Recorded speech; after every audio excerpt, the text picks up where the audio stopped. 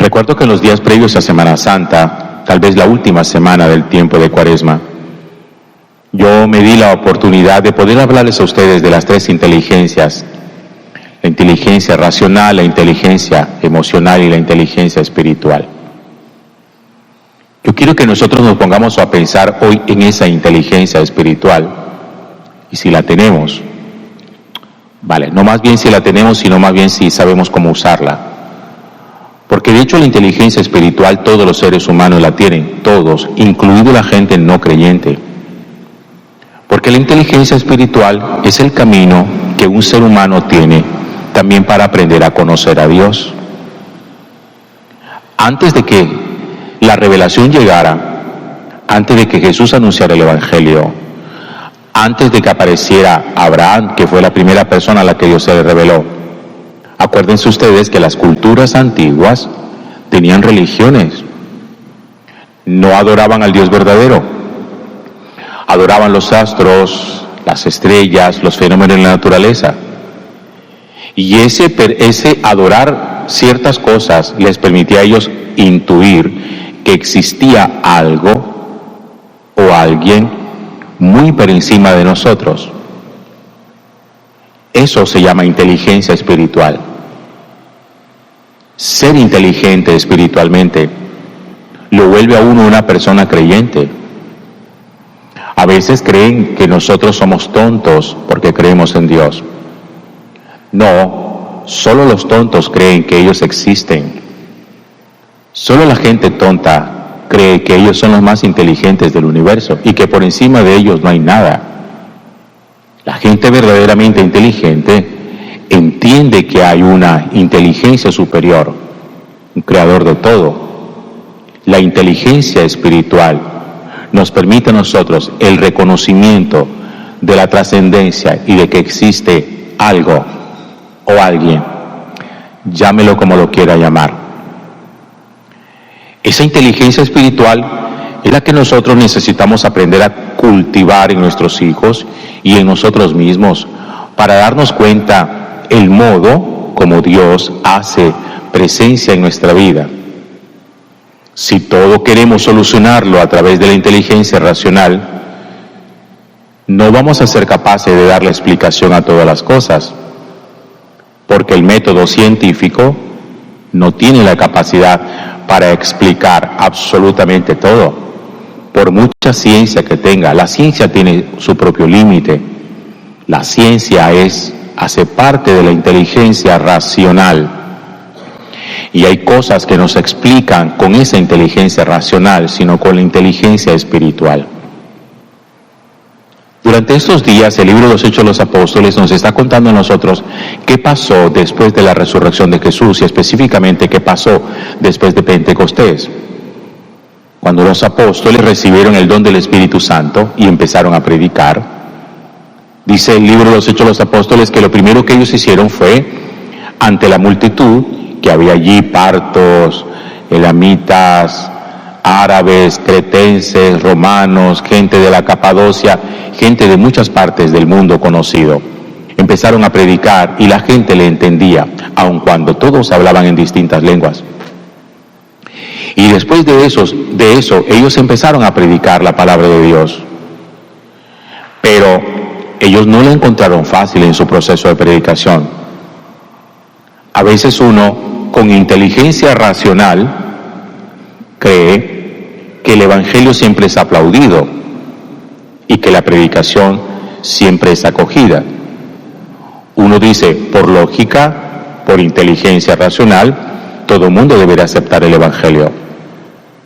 Y los apóstoles, lo primero que encontraron fue un gran choque y una gran oposición a la predicación de la palabra de Dios. Al punto de que aún acompañando su predicación con signos, como fue el hecho de haber curado a aquel paralítico que Pedro levantó de su parálisis, encontraron que en el Sanedrín y las autoridades judías le prohibieron predicar el Evangelio. Les prohibimos seguir predicando en nombre de ese, le decían a ellos. En la inteligencia racional, Pedro, ¿qué tenía en la cabeza? Que no podía seguir predicando. que la cabeza le decía no. Pero en inteligencia espiritual, Pedro entendía que Dios le decía sí, tienes que seguir predicando. Eso es inteligencia espiritual. Es que nosotros vamos a encontrar en algún momento de nuestra vida una especie como de choque entre lo que nosotros quisiéramos y lo que Dios nos muestra. Porque está claro, me parece, que todos nosotros a veces quisiéramos como determinar cuál tendría que ser el final de una historia. Miren, cuando uno es escritor, el escritor decide cómo termina la historia. Y puede terminarla felizmente, puede terminarla trágicamente, puede incluso dejar la historia inconclusa. Es el dueño de la obra, la termina como quiera.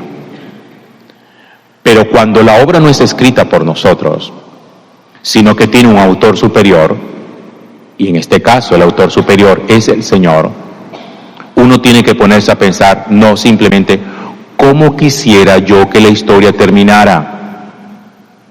¿Cómo quisiera yo que mi vida terminara? ¿Cómo quisiera yo que fuera mi futuro? Eso es inteligencia racional. Aquí se trata de cómo voy ajustando mi vida a la historia que juntamente con Dios se va escribiendo para que Dios lleve la historia a un punto determinante de plenitud para mi salvación. Eso es inteligencia espiritual. Pedro tenía la prohibición. En su cabeza sabía que no podía hacerlo, que no debía seguir predicando. Pero en su inteligencia espiritual Dios le había mostrado que sí tenía que seguir haciéndolo.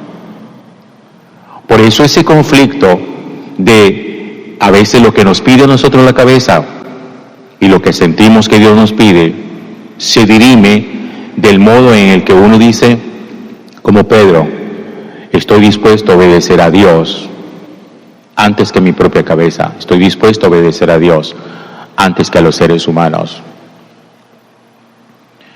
Ya Jesús le había advertido a Pedro y a los apóstoles todos, que ellos no lo iban a encontrar fácil cuando predicaran el Evangelio. Y se los recuerda a ellos, se los advierte, les dice, miren que los mando como corderos en medio de lobos. Les está advirtiendo que van a encontrar oposición. No crean que los van a recibir en todas partes y que lo van a recibir con aplausos. Y les advierte, es más, los entregarán a los tribunales, los harán comparecer ante hombres, y ustedes darán testimonio de mí. Pero también les hace esta promesa: aquel día no se preocupen de qué dirán, porque el Espíritu Santo les mostrará qué es lo que van a contar. Y el texto de hoy del libro de los Hechos de los Apóstoles muestra la verificación de esa promesa de Jesús. Porque cuando la gente del tribunal escuchaba a Pedro y a Pedro y a Juan que estaban predicando, fíjense lo que dice el texto de la Sagrada Escritura. Dice que entonces los jefes del pueblo, los escribas, viendo la seguridad de Pedro y Juan, notando que eran gente sin letra ni instrucción, estaban sorprendidos de lo que decían. Sin letra ni instrucción. La letra de la instrucción, ¿qué da? Inteligencia racional. El que quiera cultivar su inteligencia racional, instrúyase, lea mucho y verá cómo usted edifica, construye su inteligencia racional. Pero la gente que juzgaba a Pedro y a Juan se maravillaban y decían, estos hombres sin letra y sin instrucción, ¿cómo es posible que hablen de la forma como están hablando? ¿De dónde proviene todo ese conocimiento? Ese conocimiento no provenía de la inteligencia racional, provenía de la inteligencia espiritual de la relación con Dios. Y acuérdense, y lo repito hoy, que la posibilidad de poder cultivar la inteligencia racional es mediante la relación con Dios, mediante la oración. Yo se lo decía en aquella oportunidad, el que quiera ser racionalmente inteligente, que lea mucho, se instruya, estudie, investigue. Pero el que quiera ser inteligente espiritualmente, tenga una muy cercana y muy buena relación con Dios. Mediante la oración, mediante la adoración, mediante la reverencia a Dios, mediante el contacto con Dios. Eso da inteligencia espiritual.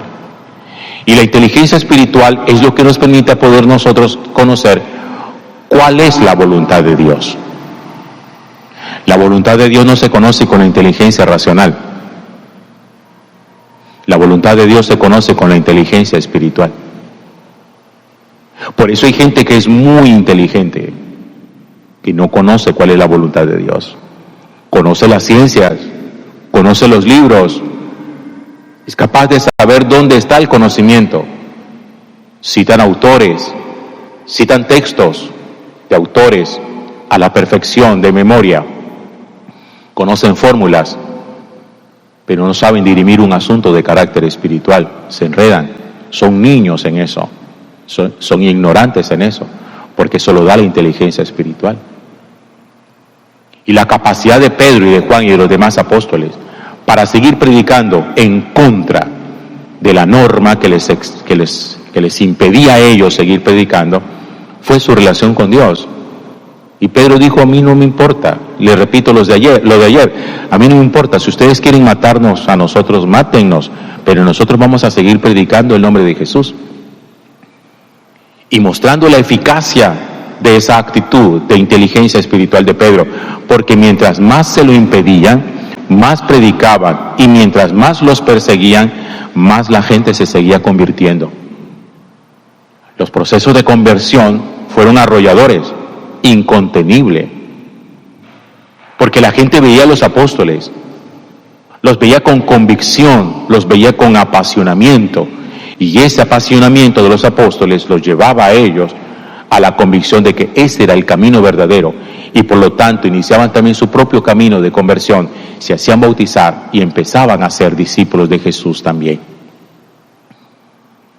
Usted necesita también aprender a dirimir esos conflictos que tienen en su vida. No solamente por su capacidad racional o profesional. Aquí ni siquiera pensamos qué tan profesional y qué tan inteligente es usted. Porque les recuerdo una vez más que los apóstoles eran gente ignorante, eran gente no instruida racionalmente. Ellos eran pescadores, sabían de pesca, pero cuando hablaban de las cosas del Señor, la hacían con una profundidad, claro, que es propia solamente de quienes han tenido con Dios una excelente relación. Por eso es que uno puede predicar la palabra de Dios racionalmente por el estudio teológico que haya tenido, que haya hecho, o puede predicar la palabra de Dios existencialmente por la experiencia. No es lo mismo predicar la palabra de Dios de manera académica que predicar la palabra de Dios de manera existencial. Hay quienes conocen la Biblia solo académicamente, pero es que la Biblia no es simple academia. La Biblia es experiencia de Dios. Y solo los que tienen la experiencia de Dios saben lo que ella quiere decir. Gloria al Padre, y al Hijo, y al Espíritu Santo.